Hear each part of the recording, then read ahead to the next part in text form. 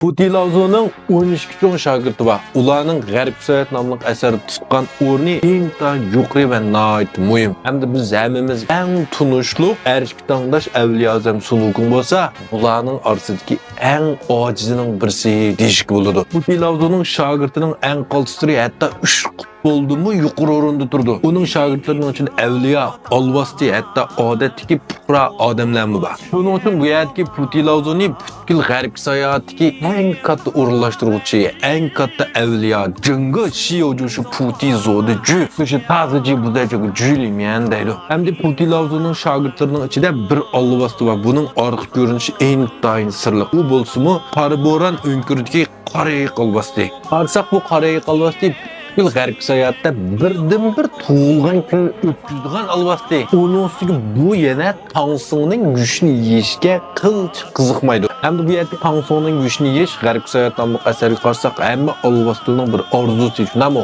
Hammasi Tangsungning go'shtini yeb, Tangsung bo'lib bir avliyolik darajasiga yetib, mangu o'lmas yashag'isi bor. Biroq bu yerga Qariy Olvasti Tangsungga faqat qiziqmaydi. Ham uning ustiga bu yerga Qariy Olvasti birdan-bir alayda angushtar yo'q. Durup, yen Sunukun bilan teng tura olgan bir Olvasti. Buning kallasi nihoyat ishlaydi. Qarsak bu Sunukun bilan tunji qatim ko'rishgan vaqtda Sunukun qilch yuz bermaydi. Bu Arish ordusidagi bir avliyoning ermak ayoni emas, lekin Sunukunni obdan tunuydi. Nima deydi? Kimki etsam ayni yildagi miraxor kapdi-ku, deb Sunukunni zangli qiladi. Unda bu nomni nerdan bildi? Hamda buning Sunukun bilan bo'lgan janglarga qarsak, izchil tutib qo'ymaydi. Nihoyat kol ishlaydi shu Sunukunlar urushib ketib berib tuyuqsizlaydi. Voy, mening qo'sig'im echib ketdi. Uygur tamoq yevlay, no'ch bo'lsam ayat turishli deydi. Yana bir kuni urushib, bugun kashf ketdi. Men aram yevlay, ayat turishli deydi. Ish qilib, buni qilib Sunukunga tutib qo'ymaydi. Hamda buning qilg'ishi shu Tangsung'ningki zarka soyasini o'g'irlab ketadi. Lekin Tangsung'a qiziqmaydi bu. Sunukun bu Olvastin tankilanmagandan keyin oxiri bo'lmay avvallik Suvarabutsatvdan yordam so'raydi. Avvallik Suvarabutsastva kelgandan keyin qarsaqmi bu qariyaga qattiq qo'llik qilinmaydi.